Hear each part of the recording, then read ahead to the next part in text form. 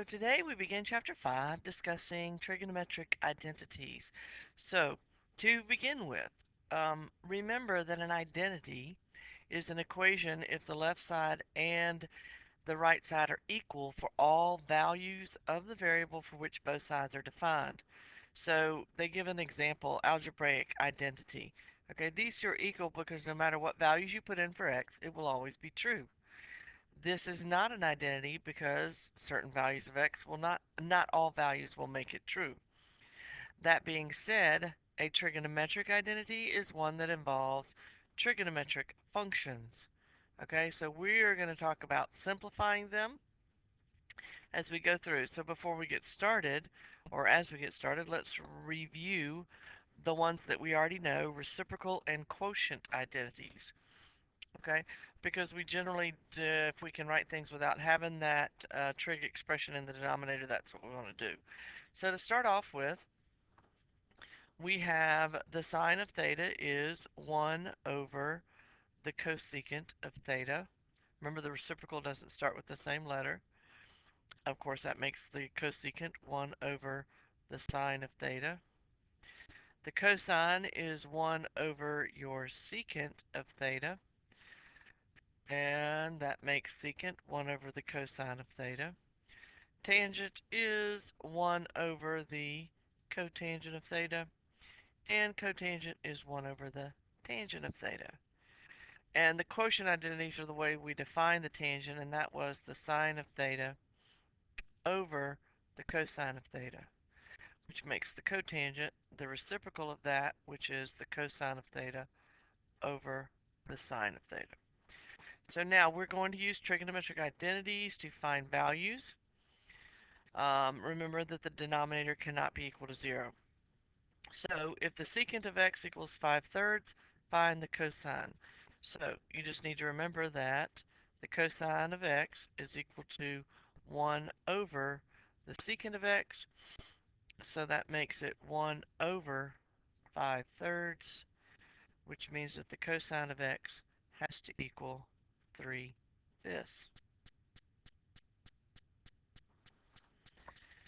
All right, look at our next one. If the cosecant of beta equals 25 over 7 and the secant of beta equals 25 over 24, find the tangent of beta.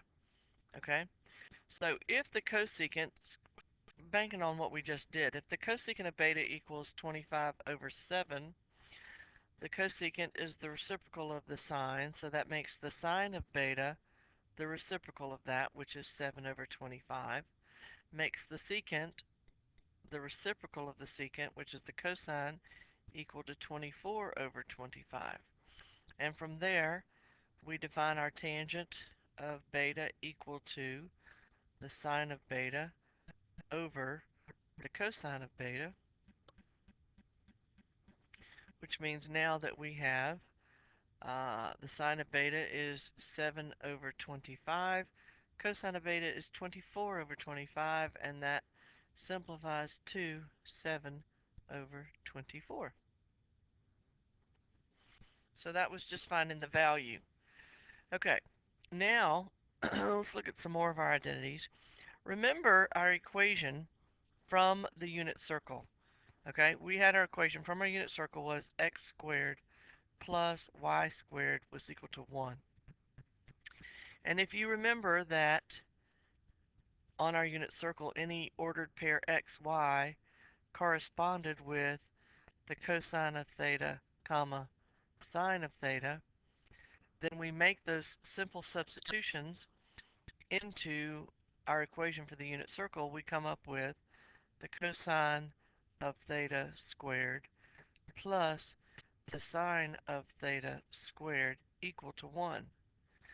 And this first one, because we don't write it, it's more cumbersome to write the parentheses like that, comes up to our first Pythagorean identity, which we write as the cosine squared of theta plus the sine squared of theta is equal to 1.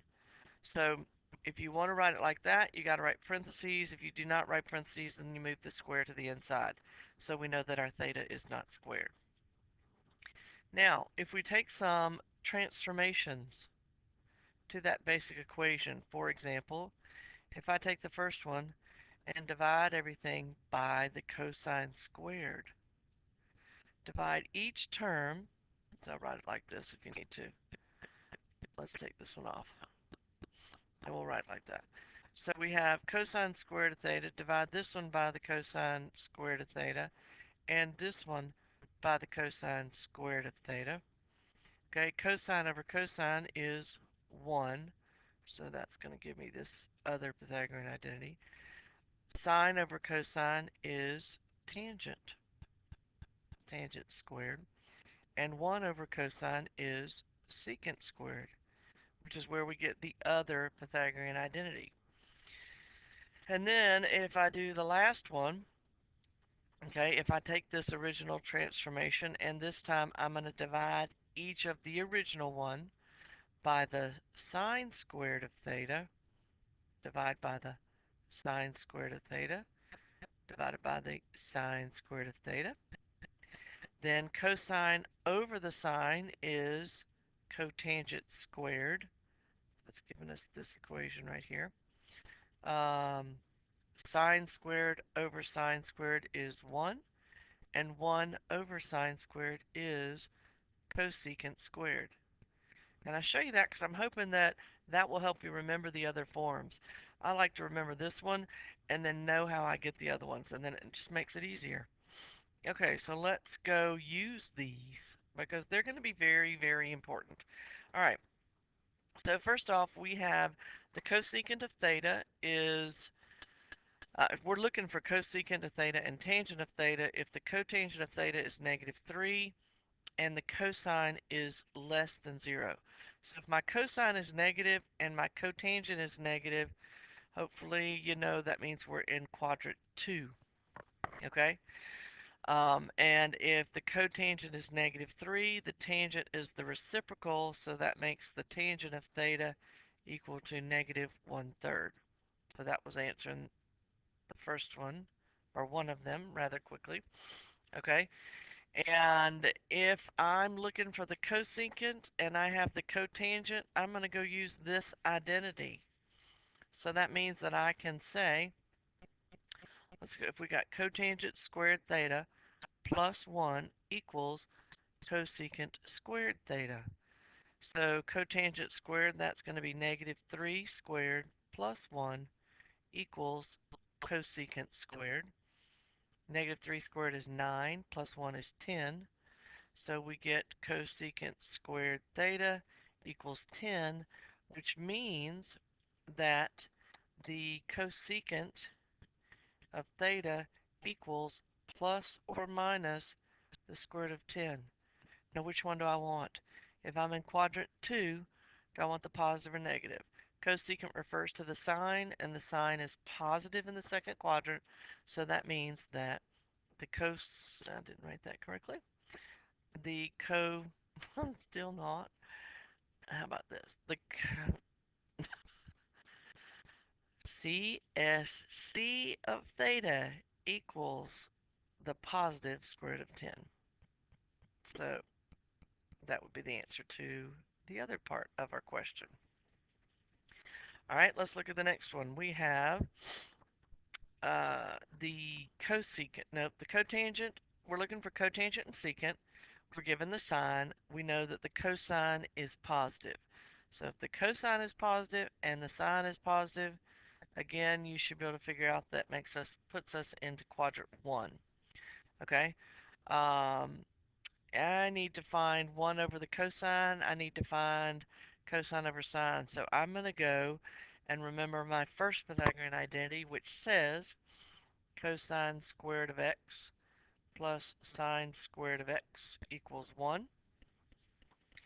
And that means cosine squared x plus 1/6 squared equals 1.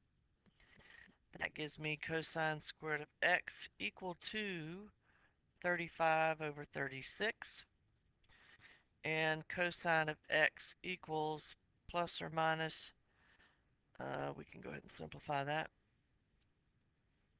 Ah, cosine of x equals plus or minus the square root of 35 over 6. I'm in quadrant 1, so which one do I need? I need the positive. Oh, and I don't. Okay, so we have the cosine of x equals square root of 35 over 6. I am not coming out right. Cosine of x equals plus or minus cosine of x equals the square root of 35 over 6. Now, they asked me the secant. So if I have the cosine, all I have to do is take the reciprocal to get the secant. So the secant of x equals 6 over the square root of 35, which we know rationalizes to 6 square root of 35 over 35. So that's my secant. And I'm going to find my cotangent of x by knowing that that is cosine of x over sine of x. So cosine of x we just figured out was the square root of 35 over 6. The sine of x is 1 over 6. When you simplify it, that leaves me with the cotangent of x equal to the square root of 35. So good practice to begin using your Pythagorean identities. All right, the next set of identities we have are the cofunction and odd and even. These deal with cofunction is coming from complementary angles, okay? So this is why it's pi over 2 or 90 degrees minus. And hopefully you've already realized that the sine of 30 is the same as the cosine of 60. We've talked about that on our unit circle. So the sine and the cosine are cofunctions. The tangent and the cotangent are cofunctions. And the secant and the cosecant are cofunctions. Um, our sine function is an odd function, which means if I take the sine of negative theta, I have the negative sine of theta. Its reciprocal would be the same. The cosecant is an even function. Let's go ahead and write this. This is an odd function, and this is an even function. Okay? And this one is going to be odd. Okay? Which means that the cosine of negative theta equals the cosine of theta. Okay? It's symmetric around the y-axis. The tangent is odd. So, if we have the sine of x equals the negative 0.37, and they want us to find the cosine, we remember that the sine of x is equal to the cosine of pi over 2 minus x. So I need to get that to look like this. So I take out a negative, and that leaves me that allows me to switch the order. So now it says x minus pi over 2. Well, the cosine of a negative angle is the same thing as the cosine of the angle. So that tells you that the sine of x is equal to the cosine of x minus pi over 2. So what does this equal? It equals the same thing, which is going to be negative 0.37.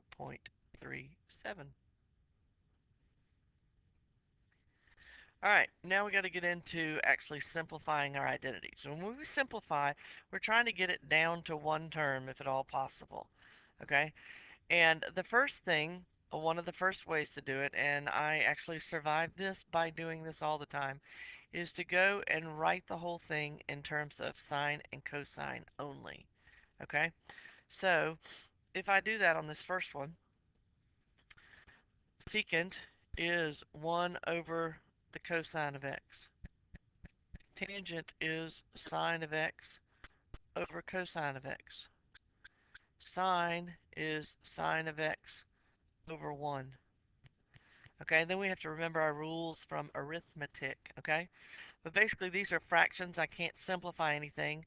So this gives me 1 minus sine squared of x over cosine of x. And hopefully you can see or remember, okay, that 1 minus the sine squared, if we know that the cosine squared plus the sine squared equals 1, then we know that the cosine squared equals 1 minus sine squared. So you got to be able to rearrange any of those Pythagorean identities. So 1 minus the sine squared, we just decided, equals cosine squared over the cosine. And if you have something squared over itself, that's going to simplify to the cosine of x. So we got this expression simplified down to the cosine of x. All right.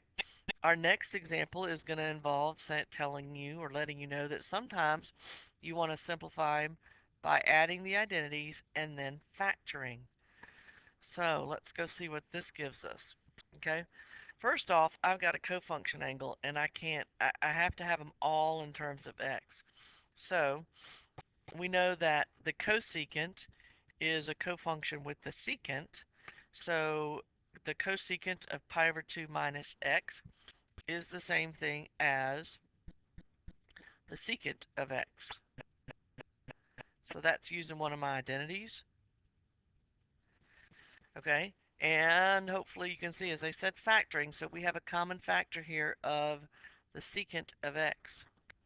So if I take that out, I'm actually going to take out a negative secant. So I have negative secant of x times 1 minus tangent squared of x.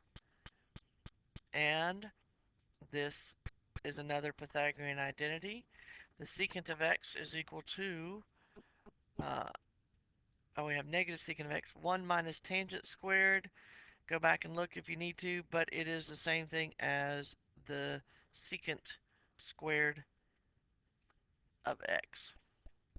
And actually, little change, don't have my students here telling me what I'm doing wrong. When I took out a negative here, that was supposed to be positive. So 1 plus the tangent squared equals secant squared. Otherwise, we would have a problem. And this simplifies to negative secant cubed of x. Again, we were able to take this complicated expression and simplify it down to 1. All right, next example that we have. All right, you got to remember your operations with fractions. So we're going to review how to combine fractions. We have two terms, each of which are fractions, and to be able to add them, I have to have a common denominator. This is a factor, this is a factor. So I have to multiply the denominators by each other to find my least common denominator, and then in turn I multiply each fraction by 1 so that I will have a common denominator. So what does that give me? On the top, cosine times cosine is cosine squared. 1 plus sine times 1 plus sine, that's my a plus b, which is the first term squared, plus the 2 multiplied together times 2, plus the last term squared. And on the bottom, I have cosine of x. You don't need to multiply the bottom. Generally, it's going to hopefully simplify with something on the top. Okay, so the next step we have is you need to recognize that this together with this give me 1. So 1 plus 1 is 2 plus 2 sine x over cosine of x times 1 plus sine x. Okay? Um, and then hopefully you can see there's a common factor there, so that gives us 2 times 1 plus the sine of x over cosine times 1 plus the sine of x. I have a common factor. And 2 over the cosine, we do not want to leave a trig function in the denominator if we can simplify it. So 2 over the cosine would be the same thing as 2 times the secant of x. Okay, the next one, you're going to see this a lot, so hopefully you'll recognize it. Um, these two denominators, 1 plus secant of x, 1 minus secant of x. Again, nothing in common, so I have to multiply 1 plus the secant of x. I'm multiplying each fraction by 1 in the form of the denominator of the other. Okay, so what does that give me on top? That gives me cosecant of x minus cosecant x secant x plus cosecant x plus cosecant x times secant of x. And on the bottom, I have 1 minus secant squared of x, because this is a minus b, a plus b, which becomes a squared minus b squared. So hopefully you notice these two terms will cancel out. And that leaves us with, we have on top, we'll have 2 times the cosecant of x. And on bottom, okay, we just had a similar um, problem with this identity in it. 1 minus secant squared actually equals the negative tangent squared. Okay, if you can't see that, pause, go back and look at the identities. 2 times the cosecant. Okay, so at this point again, I don't want to leave a trig function in the bottom, so I'm going to write my final answer as 2, we'll put that negative out front, times the cosecant of x tangent squared of x. I'm sorry, that is not correct. Again, where are my people? Cosecant of x. 2 times the cosecant of x, when I bring the tangent up, it becomes the cotangent squared. Okay, and cotangent is cosine over sine.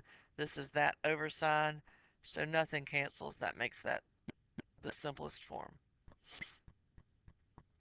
Okay, the last examples that we have are those in which you have to eliminate the fraction. Okay, and when we eliminate the fraction here, you're going to multiply the denominator by the conjugate. Okay, and then apply some Pythagorean identity. All right, so watch how we do this. We have 1 minus the sine. The conjugate of 1 minus the sine is always of your denominator. 1 plus the sine of x. 1 plus the sine of x. Okay, so I multiply that. I get cosine squared x times 1 plus the sine of x. The reason for doing this also is we're trying to make sure it's not a fraction anymore. Okay, over 1 minus sine squared x. Okay, what is 1 minus sine squared? That's the same thing as the cosine squared. So cosine squared over cosine squared leaves me with 1 plus the sine of x, because those two expressions are equal to each other. All right, look at this one. Okay, not a 1 minus, but it is, we're still going to do the conjugate. No squared involved there. Yeah. Secant of x minus tangent of x over secant of x minus tangent of x. Always have to do the same thing to the top and the bottom. So on top, I get 4 secant x minus 4 tangent x over secant squared x minus tangent squared x. And if you review your identities, you will see that this simplifies because secant squared minus tangent squared is 1. So this becomes 4 secant x minus 4 tangent x. And we no longer have a fraction. So that summarizes our trigonometric identities. Come in ready to practice. Do as many as you can on your own. And then come in and we will work the more difficult ones. You will have me available to answer any questions. That ends trigonometric identities.